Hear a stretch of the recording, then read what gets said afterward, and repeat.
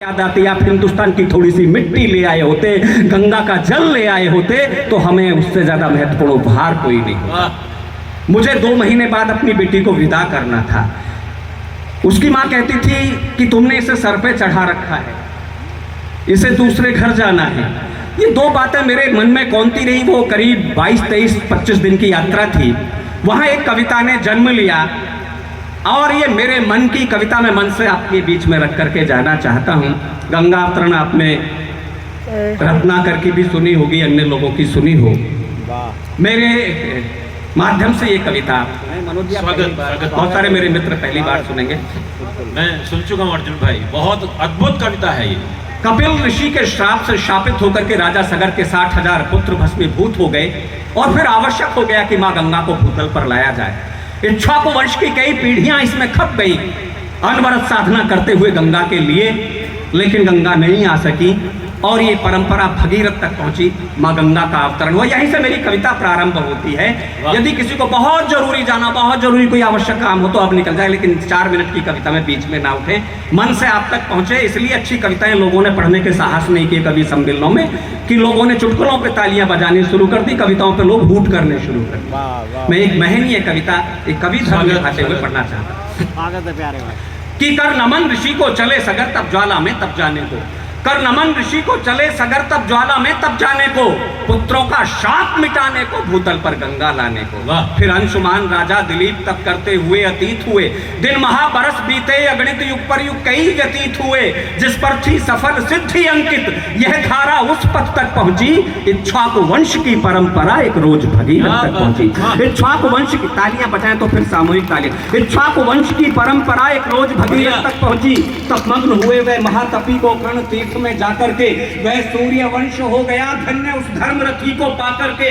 तब देव महाभीषण कठोर मानव देवासुर सन्न हुए, उस अटल अखंड प्रचंड प्रखर भक्ति से ब्रह्म प्रसन्न हुए, उस अटल अखंड प्रचंड प्रखर भक्ति से ब्रह्म प्रसन्न हुए।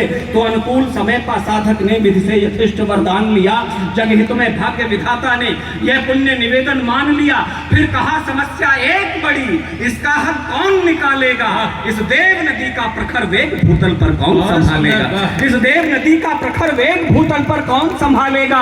गंगा जब निकल कमंडल से धरती के तल पर जाएगी, इसकी धारा के गिरते ही धरती निश्चित फट जाएगी। ना रोग धरा तल पाएगा इस प्रलयंकर गंगा जल को, पल भर में गंगा जाएगी भूतल को भेद रसातल को, पल भर में गंगा जाएगी भूतल को भेद रसातल को।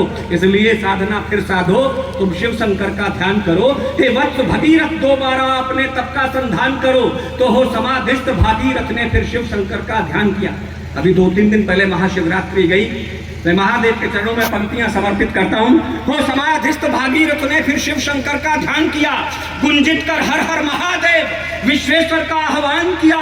टूटी समाधि तो शूल पाणी अंबिका नाथ ने दृक खोले, वो आशुतोष अवगढ़दानी मृत्युंजय महाकाल बोले, वो आशुतोष अवगढ़दानी मृत्युंजय महाकाल बोले। हे अंशुमान के अंश उठो, क्या है अभिष्ट अपना बोलो, तुमसे मन बहुत प्रसन्न हुआ, भागीरथ नयन जरा खोलो। कर जोड़ कहा भागीरथ ने, हे भूतनाथ हे जगतपति, हे वीरभद्र विष्णु वल्लभ घटघटवासी कैलाशपति, हे कृपा निधे इतनी विनती स्वीकार करो, माता का वेग संभालो, प्रभु गंगा को अपने शीश करो। बहुत सुंदर, बहुत सुंदर, बहुत सुंदर, अद्भुत। हे कृपा निधि करुणा निधान इतनी विनती स्वीकार करो, माता का वेग संभालो, प्रभु गंगा को अपने शीश धरो।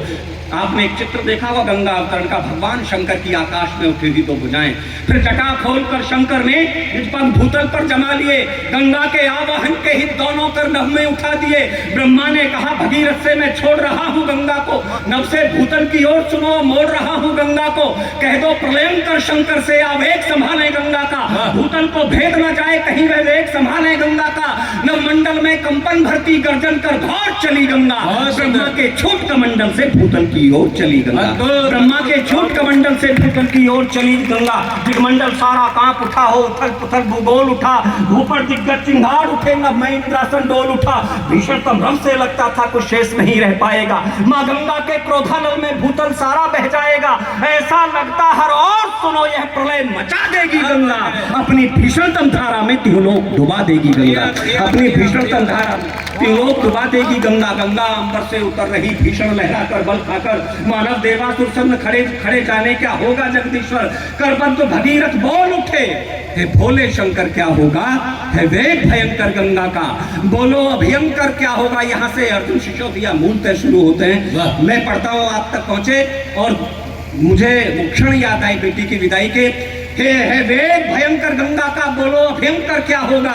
शिव शंकर मुस्का कर बोले, इतराने दो इठलाने दो। जो बेटियां बैठी हैं, मातृशक्ति बैठी है और जो बेटियों के पिता बैठे हैं, मैं पंक्तियां सौंपता हूं। शिव शंकर मुस्का कर बोले, इतराने दो इठलाने दो। आई है मिलने को पुत्री लहराने दो बल खाने दो। आई है मिलने को पुत्री लहराने दो बल खाने दो। अधिकार पिता पर होता है इसलिए ठुमकती है बेटी। घर छोड़ पिता का जाती है फिर कहां मटकती है बेटी। हिरनी सी कहां उछलती है, कलियों सी कहां महकती है। बाबुल से दूर भला होकर बुलबुल सी कहां चहकती है। बढ़िया बढ़िया अर्जुन जी, अद्भुत अद्भुत।